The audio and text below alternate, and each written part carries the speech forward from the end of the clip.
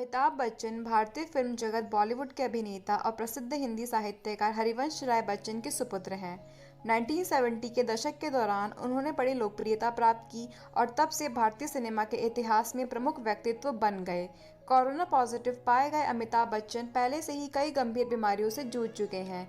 उनमें से कुछ को वो मात दे चुके हैं, वहीं कुछ से वे अभी भी जूझ रहे हैं। उन्हें हेपेटाइटिस बी हुआ था, जिसके चलते उनका 75% लीवर खराब हो चुका है। वे टीबी को मात दे चुके हैं, लेकिन अस्थमा जैसी बीमारियों से जूझ रहे हैं। 1983 में आई फिल्म कुली के एक सीन में पुनीत इस्सर के साथ एक फाइट सीन में अमिताभ बच्चन बुरी तरह घायल हो गए थे। अंदरूनी ब्लीडिंग के कारण बिग बी के शरीर में खून की काफ़ी कमी हो गई थी। उन्हें चढ़ाने के लिए आनंद फानन में करीब 200 डोनर्स ने 60 बॉटल ब्लड इकट्ठा किया था। इस दौरान हुई लापरवाही में एक हेपेटाइटिस बी से संक्रमित व्यक्ति का खून बिग बी को चढ़ा दिया गया था, जिसके बाद से वे भी हेपेटाइटिस बी से संक्रमित हो गए थे।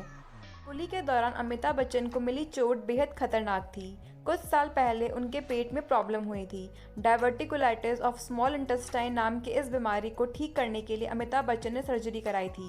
इसके चलते उनके पेट में तेज दर्द और डाइजेस्टिव सिस्टम में गड़बड़ी पैदा हो जाती थी। कुली के दौरान हुई इस घटना के बाद उन्हें दवाइयों की भारी डोज दिए गए थे। इससे एक्सीडेंट के कुछ ही समय बाद वे माइस्थेनिया ग्रेविस नाम की बीमारी से ग्रसित हो गए थे।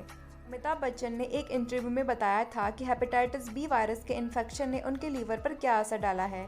ये बात उन्हें करीब 18 साल बाद तब पता चली जब एक साल उन्होंने रूटीन चेकअप कराया। रिपोर्ट्स में सामने आया कि वायरस के कारण लीवर बुरी तरह संक्रमित है और लीवर सिरोसिस हो गया है, और नतीजा ये रहा कि 2012 में लीवर का 75% संक्रमित हिस्सा काटकर अलग कर दिया गया। बिग बी अब 25% लीवर के साथ जी रहे हैं। इसके बाद से ही उनके लीवर का फंक्शन कमज़ोर हो गया है। उस एक एक्सीडेंट ने उनके पेट के इंटरनल पोर्शन को इतना नुकसान पहुंचाया है कि अब तक उसके साइड इफ़ेक्ट्स उनके सामने आते रहते हैं। अमिताभ बच्चन को अस्थमा की बीमारी भी है। अस्थमा लंग्स से जुड़ी बीमारी है। इसमें बॉडी के एयरवे सक्रिय हो जाते हैं और ऑक्सीजन सही मात्रा में फेफड़ों तक नहीं पहुंच पाती।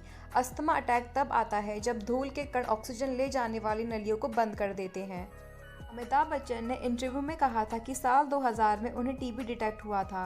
हालांकि उन्होंने समय रहते दवाई ली और एकदम ठीक हो गए। बिग बी ने कहा था कि अगर ये बीमारी उन्हें हो सकती है तो किसी को भी हो सकती है। बिग बी ने यह भी कहा था अगर टीबी का रोगी समय रहते दवाई ले ले तो वो आराम से कम कर सकता है।